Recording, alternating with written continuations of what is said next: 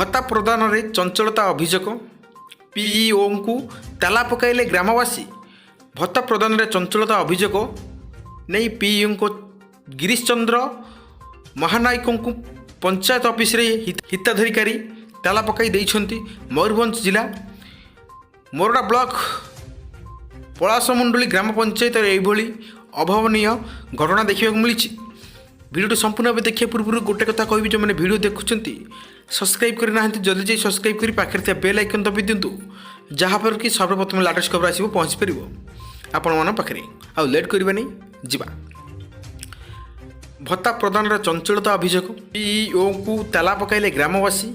सूचनायोग्य से योग्यता थाऊ 40 ऊर्ध्वर लोक पंचायत ऑफिस को बारंबार भत्ता कार्ड पर दौड़ी पीईओ को जणाइले निराश होता अभियोग होता। से भिन्नक्षम व्यक्ति भी रही किंतु बालेश्वर अंचल जड़े व्यक्ति को हिताधिकारी भाव पीईओ पंजीकरण करते कहीं कहते से नहीं पीईओ को 4 घंटा धरी ताला पकाई रखिंट। खबर पाई मोरडा पुलिस घटनास्थल में पहुंचीला और पीईओ को मुकली। यही घटना को नहीं साधारण चर्चा जोर धरी।